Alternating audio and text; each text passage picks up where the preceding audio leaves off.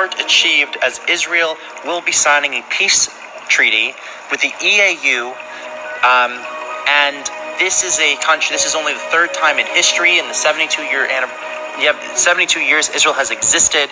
that an Arab country has agreed to have normalized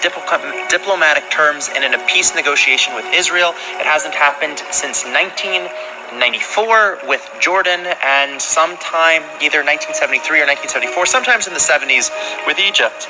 So this is a historic thing. It's going to be called the Abraham Accords because Abraham, as the father of the three primary religions, showing and symbolizing how Jews, Arabs, and Christians can all live together in harmony and in peace and in not an era of conflict. This also shows how,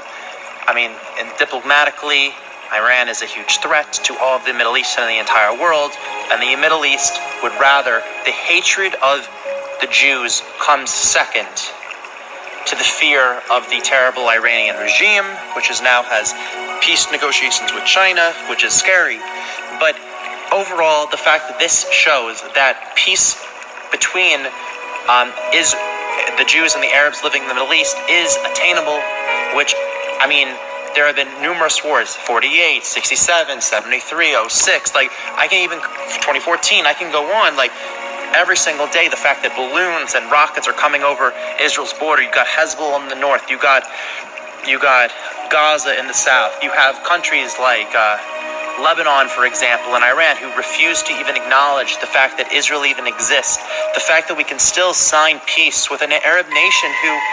didn't even recognize us, at some point, and had one point wanted us wiped off the face of the earth. And I'm not saying that's not the case now, but they're willing to put aside their differences and views and sign peace with Israel. And I think it's so historic and so important, and I really want to talk about it. And because I spent a lot of time talking about this, I only want to quickly talk about a quick thing from this week's Parsha,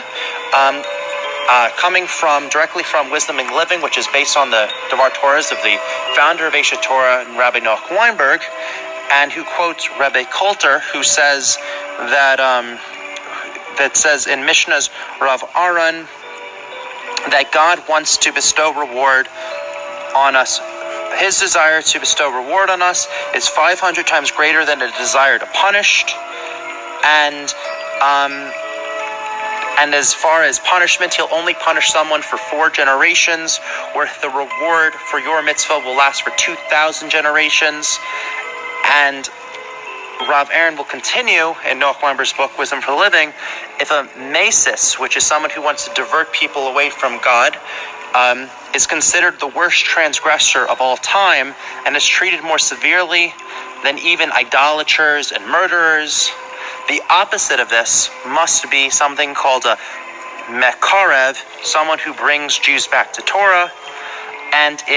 which must, by that logic, mean that someone like that is the most righteous person of all and will be rewarded 500 times more than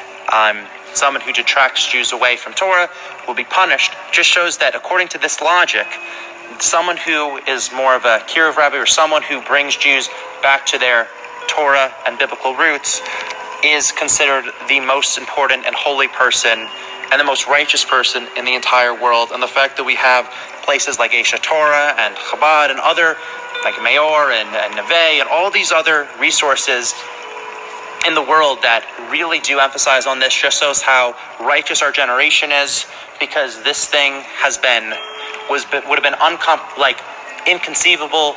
not even a consideration 50 years ago. And the fact that this sort of stuff in Kiev and everything happens today in mainstream, just like 50 years ago, the religious world looked at secular Jews as equivalent to non-Jews, and we should stay away. Today, they're embracive, and the Jewish people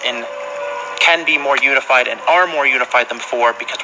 we are, at least in many cases, willing to embrace ourselves and baseless hatred and be unified, and we'll be rewarded for that. Have a great Shabbos and be happy about peace. Bye.